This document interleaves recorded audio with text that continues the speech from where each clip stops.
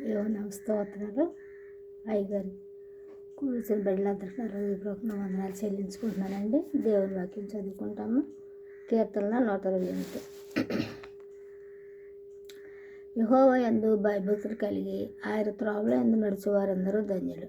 నిశ్చయముగా నీవు నీ చేతుల కష్టార్జితము నీవు అనుభవించదవు. నీవు ధన్యుడువు, నీకు మేలు కలుగును. నీ లోగిట నీ భార్య ఫలించు ద్రాక్ష వలె ఉండును.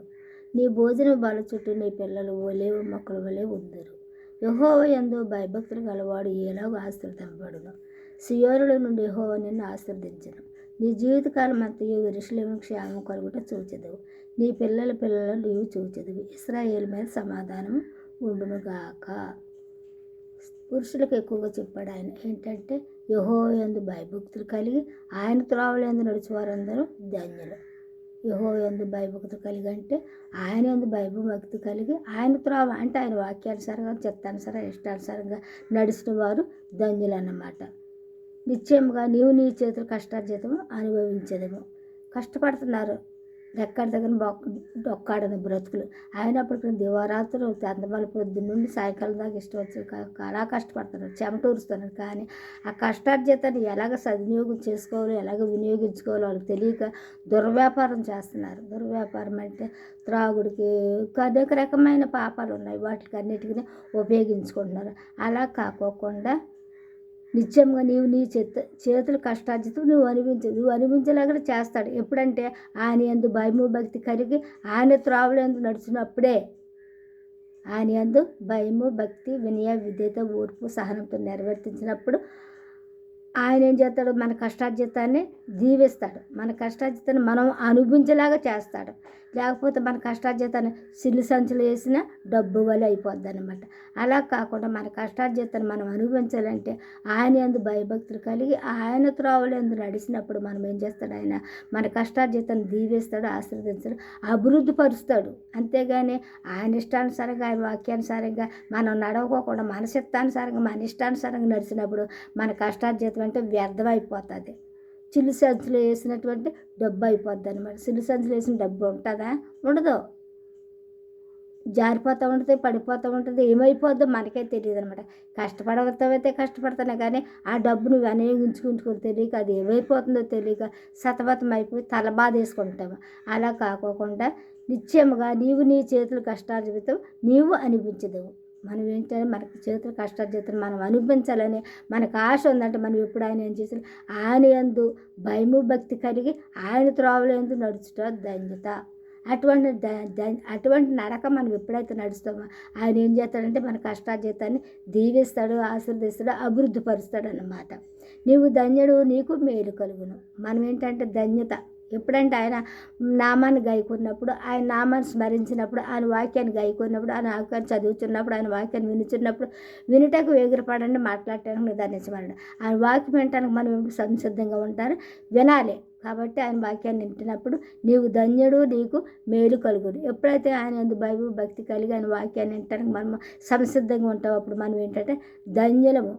మనం ఏంటంటే ధన్యులు కావాలంటే ఆయన వాక్యమందు భయము భక్తి కలిగి ఆయన త్రోవల యందు, ఎందుకంటే ఆయన వాక్యమందు నడిచినప్పుడు మనం ధన్యులు అనమాట. అప్పుడే మన కష్టార్జితాన్ని ఆయన ఆశీర్వదిస్తాడనమాట. నీవు ధన్యుడు, నీకు మేలుగును. నీ లోగిట నీ భార్య ఫలించు ద్రాక్షవలవలే నుండును. నీ లోగిట అంటే నీ ఇంట్లో నీ భార్య ఫలించు ద్రాక్షవలవలే ఉండును. ఫలించు ద్రాక్షవలు అంటే బిడ్డలు. ఫలించు ద్రాక్షవలు అంటే బిడ్డలే.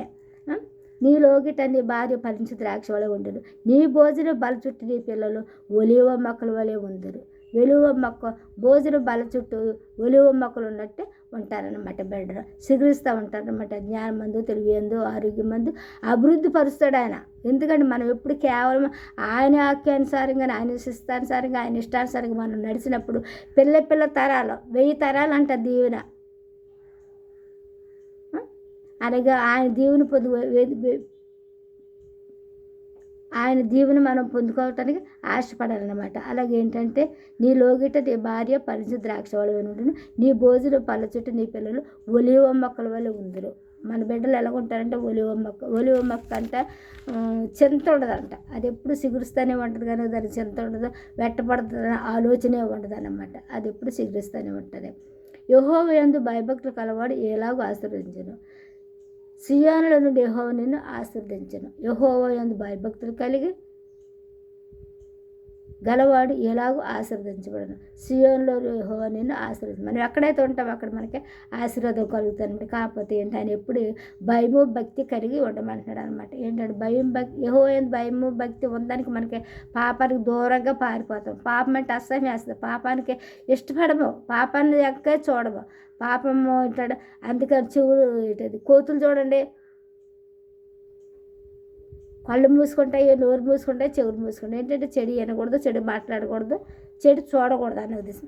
ఆ విధంగానే మనం కూడా ఆయన యందు భయభక్తి కలిగి ఉన్నప్పుడు ఆ విధంగానే ఉంటాము. ఎందుకంటే కొంతమంది దెబ్బలాడుకుంటున్నా, కొట్టుకుంటున్నా, తిట్టుకుంటున్నా పరిగెత్తుకు వెళ్ళిపోతారు. కొంతమంది అయితే బాబా దుష్టులకు దూరంగా ఉండాలి, మనకెందుకులే అన్నట్టుగా వెళ్ళరు అన్నమాట. ఆ వెళ్ళకపోవటం కూడా ధన్యతే.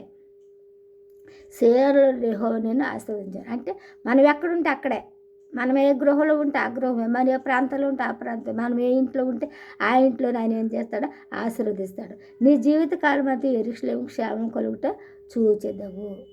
మన జీవితకాలం అంతా క్షేమం కలుగుట, అభివృద్ధి పొందుట మనం ఏం చేస్తామో చూస్తామన్నమాట. నీ పిల్లలను నువ్వు చూచెదవు. ఇశ్రాయేలు మీద సమాధానం ఉండదు మాట. నీ పిల్లలను నువ్వు చూసేది. పిల్లలను కంటున్నా కానీ పిల్లల భవిష్యత్తు చూస్తున్నామా, బిడ్డల యొక్క స్థితిగతులు చూస్తున్నామా? ఎవరూ చూడలేదు. ఎక్కడో నూటికి కొట్టుకున్నారు ధన్యులు, వాళ్ళు చూస్తున్నారు కానీ మనం మాత్రం చూడలేకపోతున్నాం. కాబట్టి ఆయన యందు భయభక్తి కలిగి ఉంటే అని చెప్తారు, మన పిల్లలను మనం చూడటానికి దేవుడు అవకాశం ఇస్తాడనమాట. ఇశ్రాయేలు మీద సమాధానం ఉంటుంది. ఇశ్రాయేలు అంటే ఇశ్రాయేలు ఎవరు? మనమే.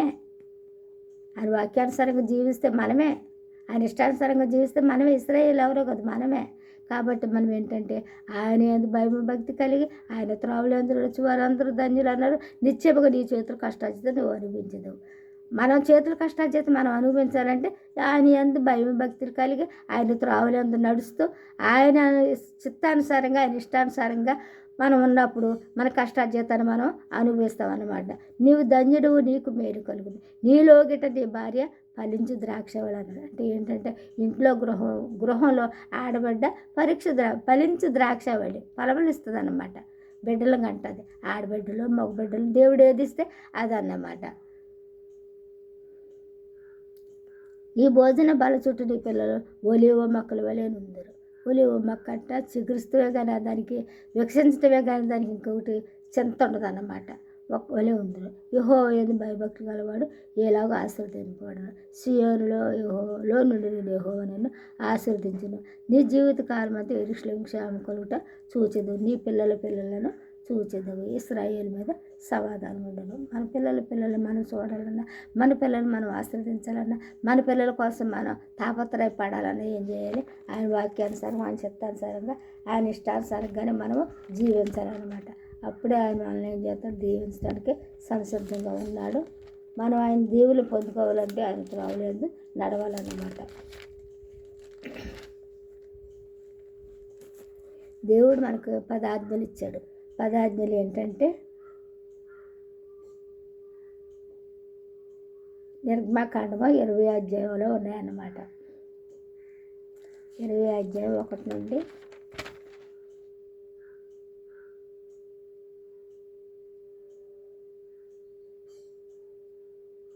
17 వరకు.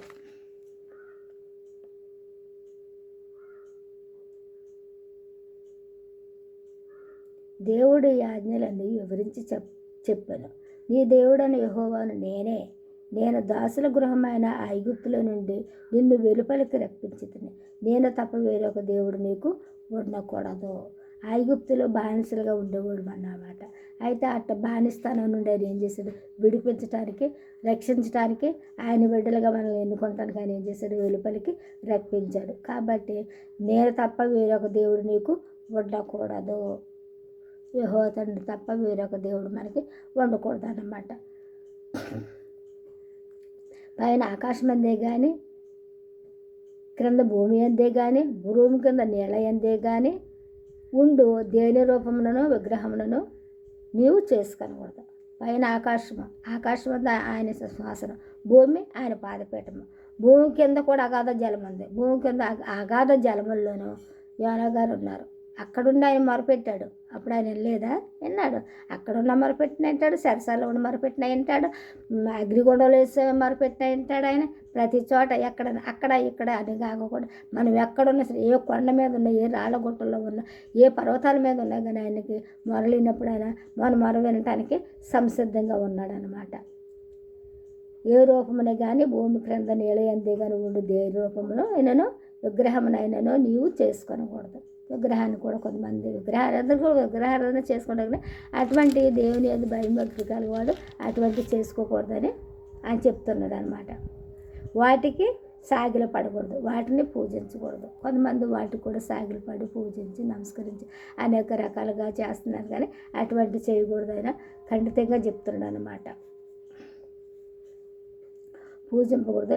ఏలయనగా నీ దేవుడని యెహోవాకు నేను రోషము గల దేవుడను. ఆయన ఏంటంటే రోషం గల దేవుడు. దీవిస్తానికి సమర్థుడే, ప్రేమించడానికి సమర్థుడే, కోపపడటానికి కూడా ఆయన సమర్థుడే. ఆయన కోపపడితే ఎవరో తట్టుకోలేము. ఆయన దేవుని కూడా మనం ఏంటంటే పెంట కుప్పలో ఉన్నటువంటి వారిని కూడా లేవనెత్తాడు, దరిద్రులు కూడా లేవనెత్తాడు. ఆయన సింహాసనం మీద ఉన్న వాళ్ళని క్రింద పడగొట్టేస్తాడు. ఆయన చిత్తము, ఆయన ఇష్టము. ఆయన నువ్వు ఎందుకు చేసే పని అంటానికి ఎవరు సరిపోతామా? మనం సరిపోము. నన్ను సృష్టించడం ప్రశ్నించడానికి ఎవరు సరిపోతాం? కుమ్మరివాడు కుండను చేస్తున్నాడు, నన్ను ఎందుకు ఇలా చేసావని కుండ మాట్లాడుతుందా? ఆయన చేతిలో మనము కుండలు లాంటి వాళ్ళమే, మనము పాత్రలు లాంటి వాళ్ళమే. మనం ఎవరు ఏమి మాట్లాడటానికి సరిపోము. ఆయన అంటే అవును, కాదంటే కాదన్నమాట. పూజింపకూడదు. ఏలి అనగా నీ దేవుడని యెహోవానగు నేను రోషము గల దేవుడను. నన్ను ద్వేషించే వారి విషయంలో 3-4 తరముల వరకు తండ్రుల దోషము కుమారుల మీదకి రప్పించచ్చు. నన్ను ప్రేమించి నా ఆజ్ఞలు గైకొని వారిని 1000 తరముల వరకు కరుణించేవాడినై ఉన్నాను. ఆయన నామాన్ని చాలామంది కొంతమంది దూషిస్తున్నారు, కొంతమంది ప్రేమిస్తున్నారు. ఆయన వాక్యాన్ని చాలామంది ఇష్టానుసారంగా వాళ్ళ నోటికి ఏ మాట వస్తే ఆ మాటే పలుకుతూ ఆయన దూషిస్తున్నారు. అది తప్పని ఎవరికి తప్పని చెప్పినా కానీ వినరాళ్ళం. అటువంటిప్పుడు మనం ఏం చేస్తామో ఆయనే చేస్తాడన్నమాట. వాళ్ళకేంటంటే అప్పుడు రోషం గల దేవుడును. నన్ను ద్వేషించే వారి విషయంలో 3-4 తరముల వరకు, ఎన్ని తరాలు? 3-4 తరాల వరకు ఏం చేస్తాడు? తండ్రుల దోషమే కుమారుల మీదకి రప్పించను. తండ్రుల దోషం ఏంటంటారు? నేను నా జీవితం అయిపోయింది కదా, నాతోనే అంతం అయిపోతుంది అనుకోవటానికి వీలు లేదన్నమాట. ఏంటంటే తల్లిదండ్రుల దోషం బిడ్డల మీదకి వస్తుంది, దీవెనలకు వస్తుంది, దోషాలు కూడా పాపాలు కూడా అలాగే వస్తాయి. అందుకని పాపాలకు దూరంగా పారిపోమన్నాడు ఆయన.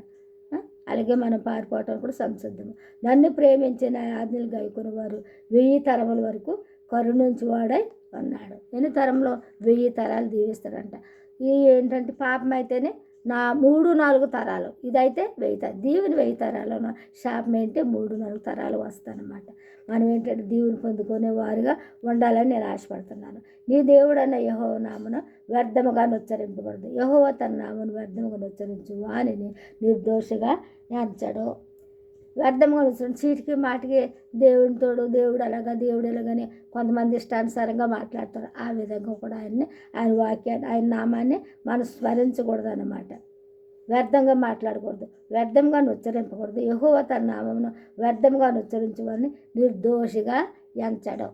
దోషాడు అన్నమాట. వాడు నిర్దోషిగా ఎంచడం అంటే వాడు దోషితో సమానం అన్నమాట. విశ్రాంతి దినమును పరిశుద్ధంగా ఆచరించడానికి జ్ఞాపకం చేసుకోము. విశ్రాంతి దినము పరిశుద్ధంగా ఆచరణ జ్ఞాపకం చేసుకుంటే విశ్రాంతి పని చేయకూడదు. మన ఇంట్లో ఉన్న పని మనిషి కూడా పని చెప్పకూడదు. మన ఇంట్లో ఎవరైనా చిన్నపిల్లలు ఏంటి, పని వాళ్ళు ఏంటి, ఎవరైనా ఏదైనా చేస్తుంటే వాళ్ళతో కూడా పని మనం చేయించుకోకూడదు అన్నమాట. విశ్రాంతి దినమును పరిశుద్ధంగా ఆచరించడానికి జ్ఞాపకం చేసుకున్నాము. 6 దినములు నీవు కష్టపడి నీ పని అంతయో చేయవలను. ఎన్ని దినాలు ఇచ్చాడు ఆయన? వారానికి 7 దినాలు. అయితే విశ్రాంతి దినం 1 దినం ఉంది కాబట్టి 6 దినములు కూడా మనం ఏం చేయాలి? కష్టపడి ప్రతి పనిని కూడా మనము చేసుకోవచ్చు. అయితే 7వ దినమున నీవైనను, నీ కుమారుడైనను, నీ కుమార్తె అయినను, నీ దాసుడైన, నీ దాసి అయినను, నీ పశువులను, నీ ఇండ్లలోనున్న పరదేశి అయిన ఏ పని చేయకూడదు. 7వ దినం అన్నమాట. నీ కుమారుడైనను, కుమార్తె అయినను, నీ దాసుడైన, నీ దాసి అయినను, నీ పశువు అయినను, నీ ఇంట్లోనున్న పరదేశి అయినను. ఏంటంటే కొంతమంది చూడటానికి వస్తారు, వాళ్ళు కూడా అన్నమాట ఏ పని చేయకూడదు అనమాట. ఏంటంటే దేవుడు ఏంటంటే ఆ రోజునే విశ్రమించాడు. ఆ రోజుని దీవించాడు అనమాట. 7 రోజులు, వారం రోజులు కూడా ఆయన ఏదో పని చేస్తూనే ఉన్నారు. ఇది మంచిదైనట్టు, ఇది మంచిదైనట్టు, ఇది మంచిదైనట్టు అని 6 దినాలు కూడా చేశారు. 7వ దినం ఏం చేశాడు? ఆయన విశ్రమించాడు అనమాట. ఆయన విశ్రమించినప్పుడు మనల్ని కూడా విశ్రమించమని ఆజ్ఞ ఇచ్చాడు అనమాట ఆయన. 7వ దినమున నీ దేవుడని యెహోవాకు విశ్రాంతి దినము. దానిలో నీవైనను, నీ కుమారుడను, నీ కుమార్తె అయినను, నీ దాసుడను, నీ దాసి అయినను, నీ పశువైనను, నీ ఇండ్లలో ఉన్న పరదేశి అయిన ఏ పనియు చేయకూడదు.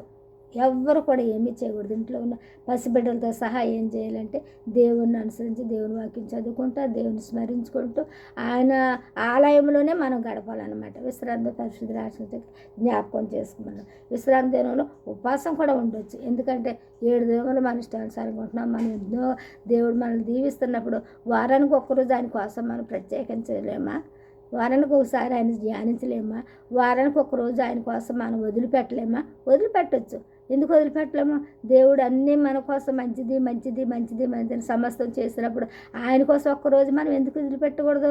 ఆయన కోసం మనం ఒకరోజు ప్రత్యేకించుకొని ఉంచుకోకూడదు. అదే విశ్రాంతి అన్నమాట. ఏ పని చేయకూడదు. 6 దినములలో యెహోవా ఆకాశమును భూమియు సముద్రమును వాటిలోని సమస్తమును సృజించి 7వ దినమున విశ్రమించాను. 6 దినాలు ఏం చేశాడు ఆయన? భూమియు 6 దినములు యెహోవా ఆకాశమును భూమియు సముద్రమును వాటిలోని సమస్తమును సృజించి 7వ దినమున విశ్రమించాను. సముద్రంలోని ఎన్ని రకాలు ఉన్నాయి? అలాగే ఏంటంటే భూమి మీద కూడా ఎంతోమంది మనుషులు ఉన్నారు. ఎన్నో రకాల మనుషులు ఉన్నారు. కొంతమంది ఏంటంటే వస్త్రాలు లేకుండా ఉంటున్నారు. అదొక సృష్టి. అలాగే ఏంటంటే అలాగే ఎంతోమంది ఉన్నారు. వాటి సమస్తమును సృజించి 7వ దినమున ఆయన ఏం చేశాడు? విశ్రమించాడు అనమాట. 6 దినాలు చేస్తూనే ఉన్నాడు. 6 దినాలు కూడా రెస్ట్ లేదు, విశ్రమం లేదు. ఆయన ఎప్పుడు మన కోసమే, ఇప్పటికే మన కోసం ఆయన ఏం చేస్తున్నాడు? చేస్తూనే ఉన్నాడు. మనం ఏది కావాలంటే అది మనకు అనుగ్రహిస్తున్నాడు. అంటే ఆయనకి రెస్ట్ ఉందా? ఆయనకి కునిపాటు ఉందా? ఆయనకి నిద్ర ఉందా? ఏమీ లేదన్నమాట. విశ్రమించను. అందుచేత యెహోవా విశ్రాంతి దినమును ఆశీర్వదించి దాన్ని పరిశుద్ధపరిచాను. అందుచేత అది ఆఖరు రోజు కాబట్టి 7వ రోజు కాబట్టి యెహోవా విశ్రాంతి దినమును ఆశీర్వదించి దాన్ని పరిశుద్ధపరిచాను. విశ్రాంతి దినాన్ని ఆశ్రయించడం అనమాట. ఎందుకంటే ఆ రోజు ఎవరు ఏం చేయొద్దని ఆయన కరాఖండిగా చెప్పేశాడు అనమాట.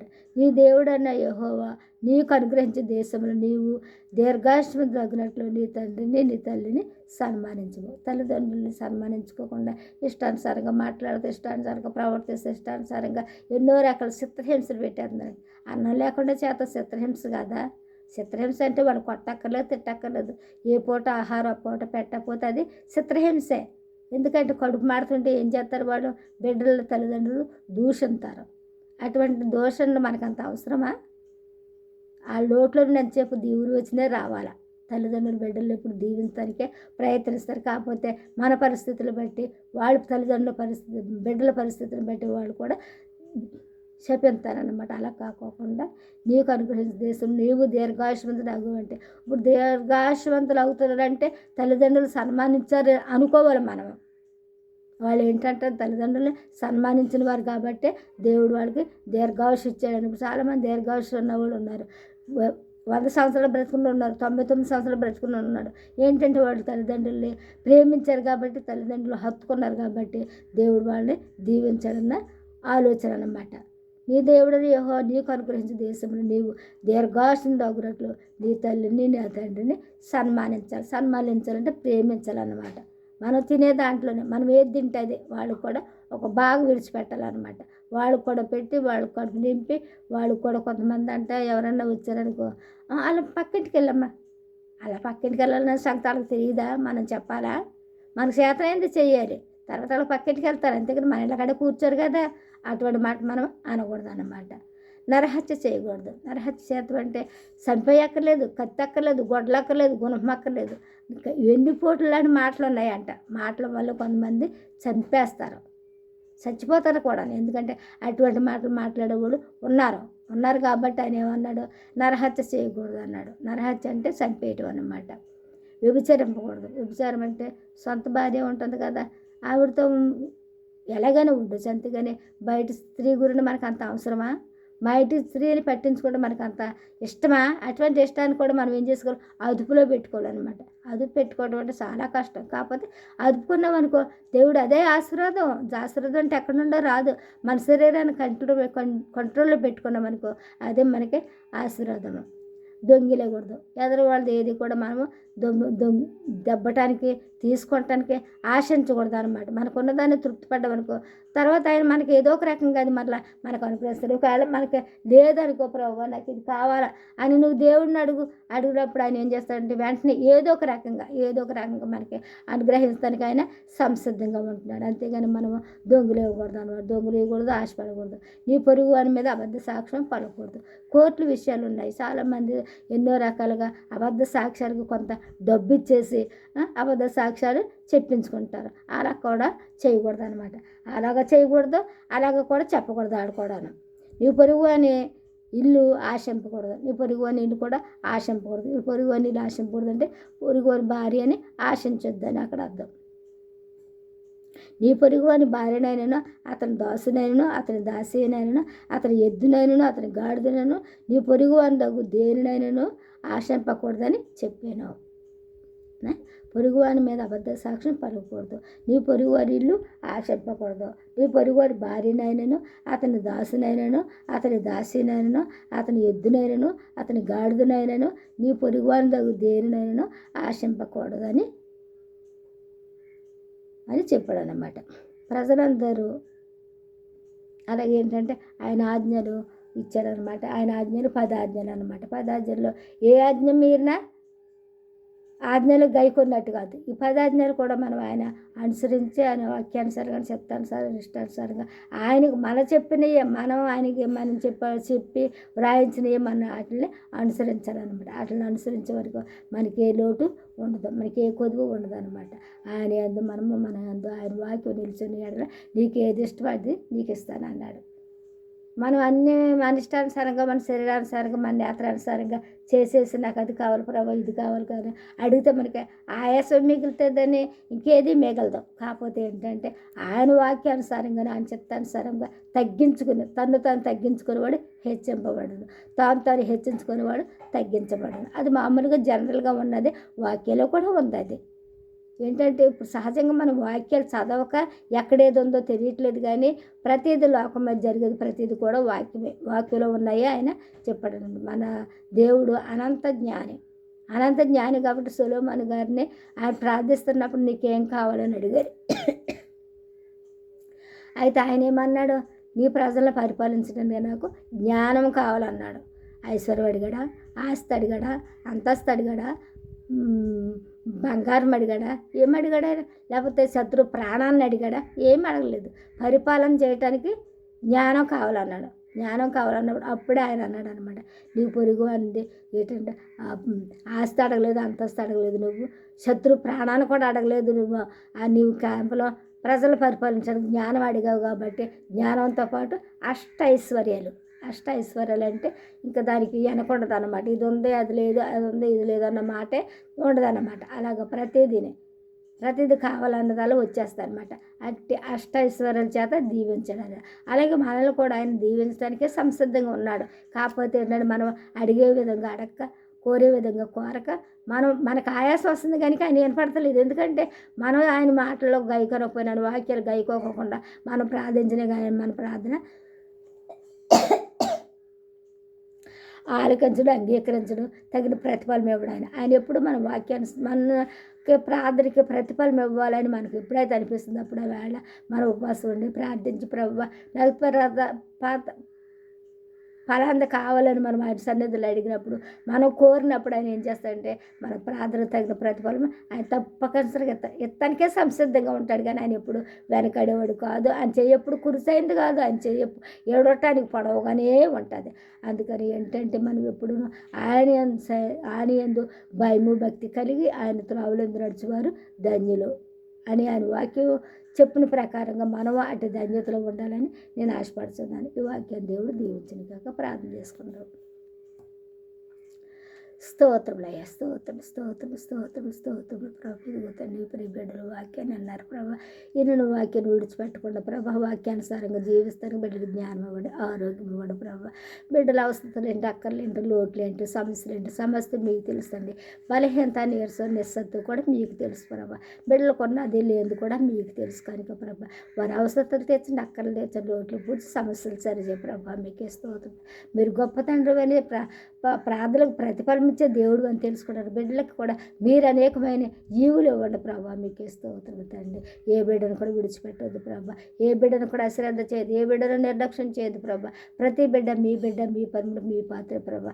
మీ స్వహస్తంతో చేసుకున్న రక్తం ఇచ్చి ప్రాణం ఇచ్చి మీ శరీరాన్ని మా కొరకు సమర్పించిన గొప్ప తండ్రి బిడ్డ తెలుసుకుంటాను. మనకి జ్ఞానోదయం కలుగు చేయండి, కనుపు కలుగు చేయండి, అందత్వం తొలగించండి, మనోనేత్రం తెరవండి, కన్నులు గుడ్డివారు, చెవులు చెడు, నోరుడు మోగవారు ఉంటున్నారు కనుక దయతో మీరే మాట్లాడి సహాయం చేయండి ప్రభా. మీకు స్తోత్రమయ్యా.